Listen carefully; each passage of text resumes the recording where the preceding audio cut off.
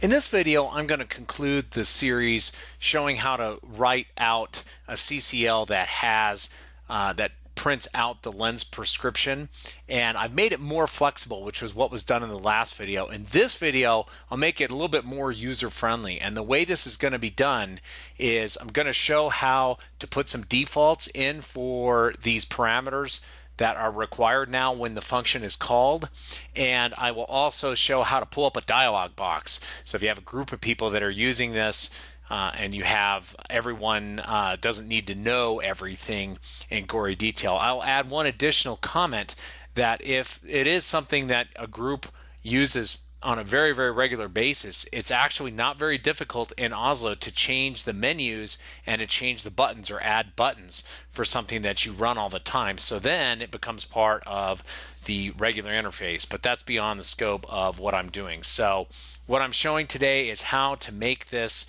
really easier to use and really shows off some of the flexibility in OSLO.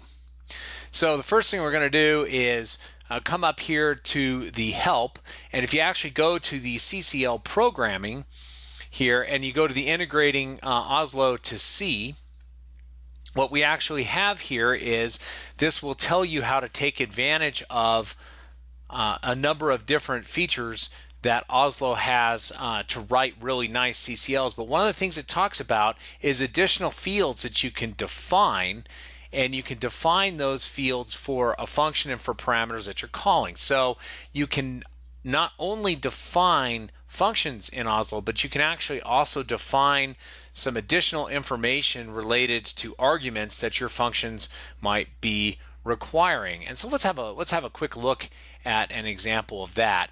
So let's just go to trace array general, which is TRG, and actually let me do it this way so you can see again how we come here. Let's do trace array general, or TRA, sorry, not trace array general. This is TRA. So TRA, here we have the command defined. Here's all the different parameters that it calls. But you see there's these extra argument definitions. And the argument definitions, in this case, has lists. I will show another way to set this up here. Here's a nice example. Int first surface number, and then low limit, high limit, and then the default.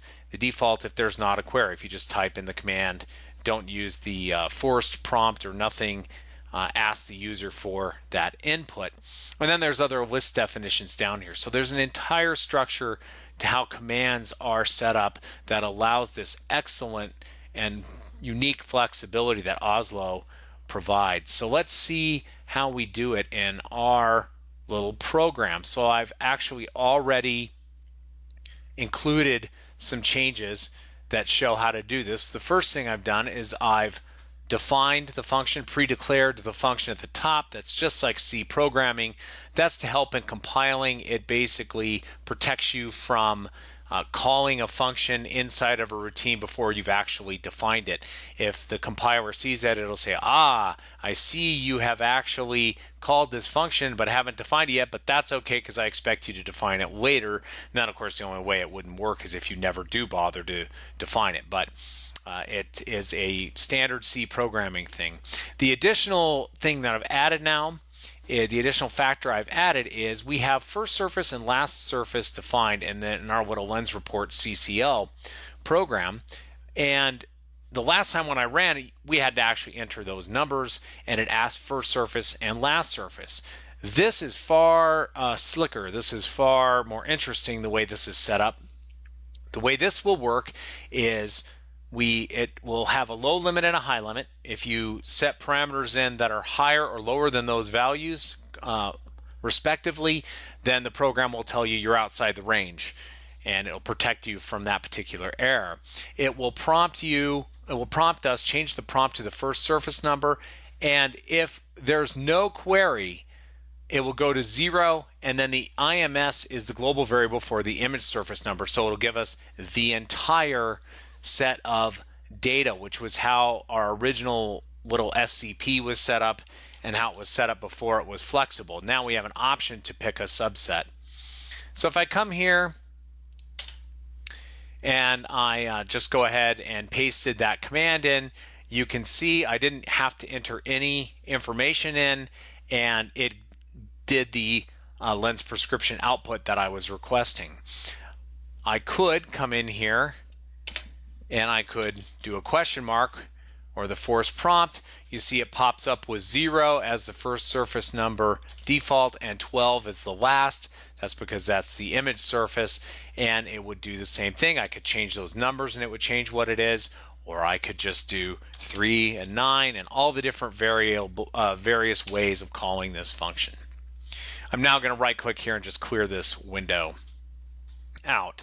So you can see that flexibility of being able to define some defaults and define what the arguments are is extremely powerful in making the program quite flexible and easy for users to manage and utilize.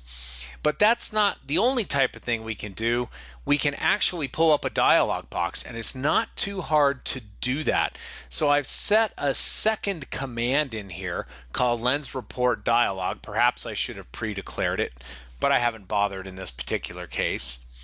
And this command does just one thing, which is define this arg entry equal dialog box, and then the second thing it does is it calls our lens report CCL. It's kind of a weird looking little command here. What in the world does this do? Arg entry is a global variable, it's a global parameter, and that dictates a source of arguments for the next CCL command. So if it was set to command line, it would call it from the command just like I just did. If it is set up in this way with dialog box, D-I-A-L-O-G-S, dialog box, if we set it up this way, what this will do is this will call up a dialog box and it'll ask for those arguments there. So let's have a look at that. So here I'm doing my copying because it's a little bit easier. I paste it here, and look, now we've got this dialog box. It tells me that I've called lens report CCL. It's got the first surface number and the last surface number, which is what I had defined for those variables. I defined the prompts to be for those variables, and it's got my defaults automatically entered. So now all I would have to do is hit 3 and 9, for example, and I would have 3 to 9 subset, or I could do the same type of thing here. Lens report dialog, I could do 3, 9. Oh, and that didn't work. Why didn't that work? It's because that wants to call the dialog box versus the command line. So you wouldn't actually do it that way. If you wanted to call it the old way, you would have to type in lens report CCL. So that was actually intentional that I did that. We could also do this lens report dialog, and I could just hit OK, and it'll just go back to the defaults. So you can see it's not very difficult to set defaults for arguments that you have, and it's also not that difficult to pull up a dialog box. And although this video doesn't cover it, there is a lot of documentation around customizing the entire interface.